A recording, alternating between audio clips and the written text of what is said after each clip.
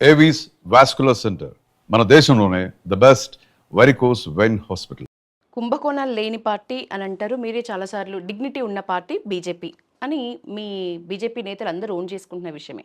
ఆ డిగ్నిటీ కొంత మిస్ అవుతున్నది, కొంత లూజ్ టంగ్ మీ నుంచి కూడా వస్తున్నది. మొన్న రీసెంట్ మీ కామెంట్స్, గొలుసులు కాంగ్రెస్ నేతల మెడలో తెంపుకోండి, ప్లస్ స్కూటీలు కాంగ్రెస్ నాయకుల షోరూంలో స్కూటీలు లూటీ చేయండి.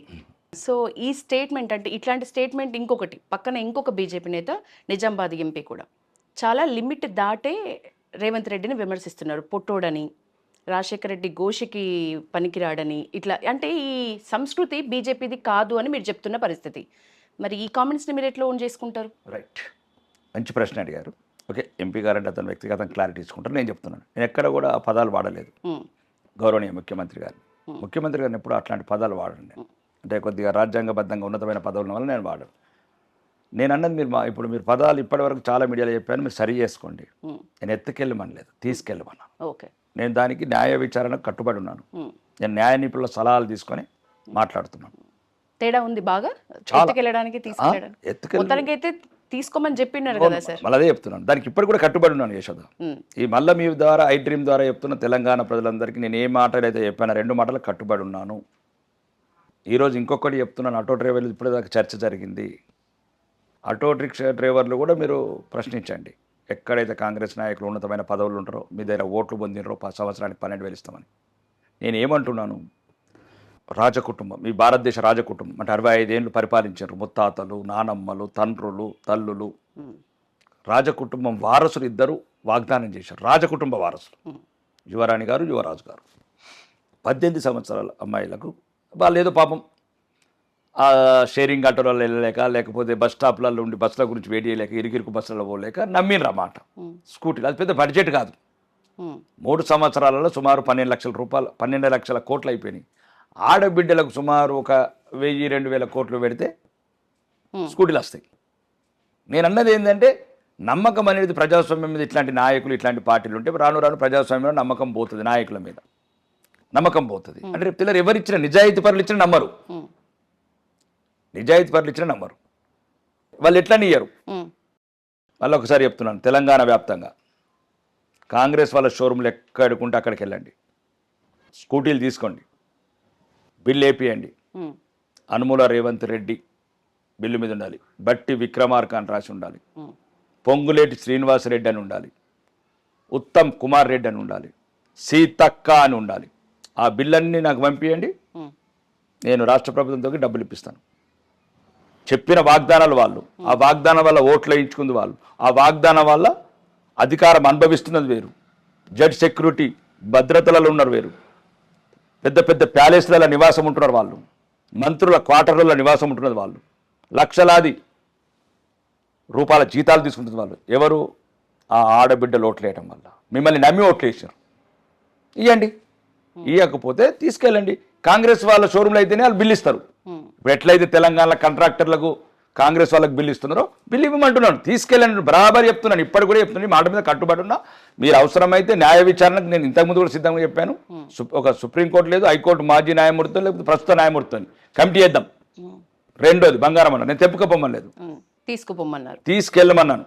తీసుకెళ్ళేటప్పుడు కూడా చెప్పాను, తూకం వేయండి అని చెప్పాను. ఇప్పుడు మీరు కాంగ్రెస్ అండి, మీరు కాంగ్రెస్ లీడరు, మీరు వెళ్ళి ఇల్లుకి చెప్పారు తులం బంగారం ఇస్తామని చెప్పారు. మీరు ఎవరు చెప్పారు? కాంగ్రెస్ ప్రభుత్వము, రేవంత్ రెడ్డి, ఏదో అది దట్ ఇస్ మీ విషయం. ఈరోజు నువ్వు కూడా కాంట్రాక్టులు తీసుకుంటున్నావు, ఇక్కడ అధికారంలోకి వచ్చిందని. నువ్వు ఒక గ్రామంలో ఒక పదవికి గెలుస్తున్నావు, అంతేనా కాదా? కాబట్టి నేనేమంటున్నాను, తీసుకెళ్ళండి కాంగ్రెస్లో మెడల్కి వెళ్ళి, మళ్ళీ వేరే వాళ్ళ మెడల్ ముట్టకూడదు. కాంగ్రెస్ నాయకులు ఎవరైతే మీ ఇళ్ళకి వచ్చినారో, ఓట్లు అడిగినరో వాళ్ళ ఇళ్ళకి వెళ్ళండి. ఈరోజు నేను చెప్పింది మళ్ళీ అడగండి, తీసుకెళ్ళి తూకం మాత్రమే అండి. మళ్ళీ వీళ్ళు తులంకు 3 తులాలు కొట్టేస్తారు. మీరు తులమే తీసుకపోతే వీళ్ళు 3 తులాలు క్లెయిమ్ చేస్తారు ప్రభుత్వం దగ్గర. అవి కూడా ఇప్పుడు నేను ఏదైతే పేర్లు చెప్పినో వాళ్ళ బిల్లు క్లియర్గా అన్ని పంపించండి. మీరు కాంగ్రెస్ కూడా ఇబ్బంది పడకండి. మీరు గ్రామాలలో ఎవరెవరైతే పేదవాళ్లకు, అమాయకులకు, కళ్యాణ లక్ష్మి, షాదీ ముబారక్ ఎవరైతే ఉన్నారో, ఇప్పుడు నా నియోజకవర్గంలో 5,000 మంది నేనే చెక్కులు ఇచ్చాను, 5,000 తులాలు బాకీ ఉన్నారు మీరు. ఇవన్నిటికీ ఇప్పుడు రేవంత్ రెడ్డి బాధ్యత, బట్టి విక్రమార్కనే బాధ్యత, సీతక్కనే బాధ్యత. మరి ఎందుకు ఊరేగుతున్నారు? హెలికాప్టర్లు ఎట్లా తిరుగుతున్నారు? ఈ అబద్ధాల వాగ్దానాలతో కాదా? అవి ఇవ్వమంటున్నాను. ఒకవేళ ఇప్పటికి కూడా ఏదో చెప్తున్నాను, మీరు నిజంగా కూడా వీళ్ళు నాయకులు కూడా, మీరు కాంగ్రెస్ నాయకులకు చెప్తున్నా, దయచేసి మీరు ఇంకో రకంగా అనుకోకండి. మీరు గ్రామీణ ప్రాంతాలలో నాయకులు, రేపు తెల్లారి మిమ్మల్ని వీళ్ళు బలి ఎత్తారు. వీళ్ళు హైదరాబాద్లో పదవులను అనుభవించేటోడు, ముఖ్యమంత్రి మంత్రులు వీళ్ళు, గ్రామాలలో చెడ్డ మాటలు మీరు తెప్పించుకుంటున్నారు. మీరు రండి, మీరు అంత పేద ఎవరెవరైతే ఆ కళ్యాణ లక్ష్మి షాదీ ముబారక్ వాళ్ళకి మీ బంగారం ఇచ్చేయండి, తులం తులం. ఆ బంగారం నేను ఇప్పిస్తారు రేవంత్ రెడ్డి దగ్గర, బట్టి విక్రమార్క దగ్గర 3,24,000 కోట్ల బడ్జెట్ ఉంది. ఎంత అండి మొత్తం? 2,000 కోట్లు. లేదు మీరు రేవంత్ రెడ్డి ఇంటి పక్కన ఒక 2 ఎకరాల భూమిని అమ్మేద్దాం, గవర్నమెంట్ భూమి, 2,000 కోట్లు వస్తాయి. దేని తప్పు? నేను బంగారం వేసుకొని తిరగడం మానేస్తారు సరిగా. నేను వెరీ క్లియర్గా ఉన్నాను. లేదు ఏదైనా న్యాయ వ్యవస్థలో మీరు కేసు నేను మాట్లాడతాను. ఇప్పుడు నేనేమంటున్నానండి, లక్షల కోట్లు కాదు కదా, అంటే సామాన్యులని, అమాయకులని, పేదవాళ్ళని మోసం చేసి గద్దెనెక్కుతారా? రానున్న రోజుల్లో ఇంకొకడు వస్తాడు. ఇక వాడు చెప్తాడు, ఇక 3 తులాల బంగారం ఇస్తా, 9,000 పెన్షన్ ఇస్తా, 30,000 రైతు బంధు ఇస్తా, లేదు నిరుద్యోగ భృతి 20,000 ఇస్తా. చెప్పండి. ఇంకొకసారి ఎవడైనా ఊర్లకు కొత్త వాగ్దానాలు చేసుకొచ్చిండనుకో, ఊరు ఆ విలేజ్ నాయకుల దగ్గరనే వాగ్దానం తీసుకోండి.